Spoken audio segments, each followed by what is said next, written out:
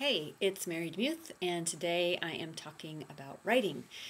A couple weeks ago, I asked you to ask me questions, and so now I'm going to answer some of those questions for you. And the first part of this will be all about writing, and then I'm going to do another recording about your random questions. So the first question comes from Gage Rocker, and he asks, what inspired you to write some of your books? Well, that's a huge question, so I don't know if I can answer for every single book, but I will say that the Defiance Texas trilogy came about because of some frustration that I had had in ministry, where I saw people who just faked it. So they became the impetus, and my anger about that and about hiding in ministry became my impetus to write Hap in the Defiance Texas trilogy. And The Muir House, which releases in just a few days, is birthed out of a desire to explore the question, what if you never knew the truth? Do you still have responsibility to live well today? And so that's kind of an exploration of that book, or that question. The next question comes from S.W. Mackey. I don't know what S.W. stands for. You wrote about finding an agent in your ebook. Please expand further on getting an agent, but not a repeat of the book content. So let's see if I can try to explain it without repeating what's in the book. She's referring to the book 11 Secrets of Getting Published. And in terms of finding an agent and how I found mine, a lot of that has to do with those years and years and years of writing in obscurity. I wrote about 10 years where I really was writing unpublished words and was finding my voice.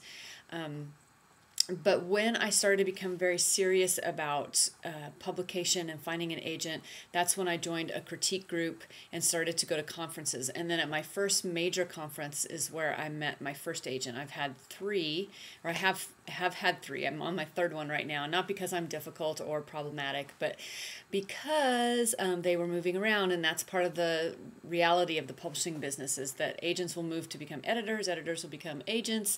It's just a crazy thing. But the best thing I can tell you about getting an agent is to be extremely professional, to present your very best, your best query letter, your best nonfiction or fiction proposal, your best work.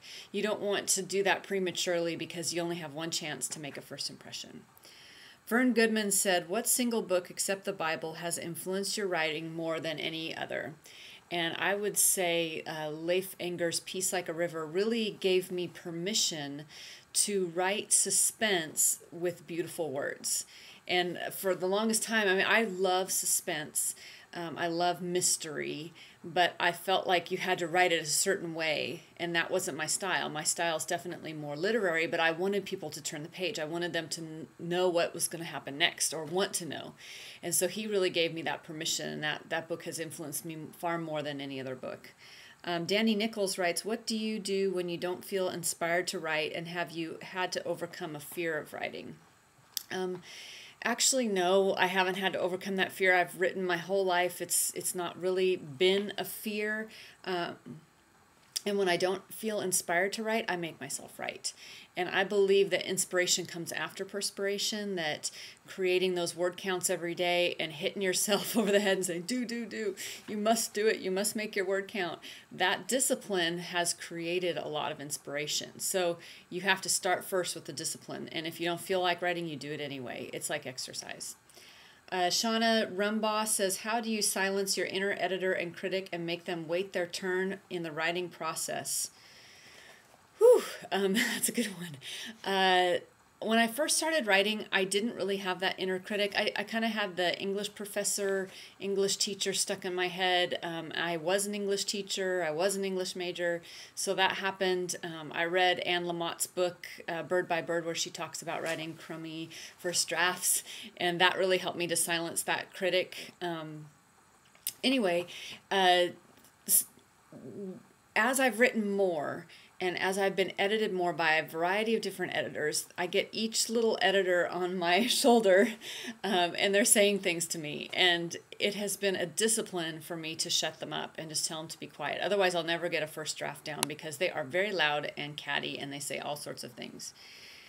Shelley Gallimore says, which writing conferences would you recommend for someone starting out? Also, how do you go about finding a critique group?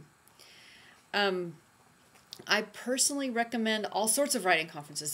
There's so many around the nation. The ones I've attended or written or spoken at are American Christian Fiction Writers in September, Write to Publish, North Texas Christian Writers. I've been at the Colorado Christian Writers, the Greater Philadelphia Christian Writers, Mount Hermon Christian Writers, She Speaks, which has a writing a thread running through it. But there are so many others. I'd hate to just recommend one above the others. So do a search, and you may just want to start with something local in your area because that will be more affordable to you.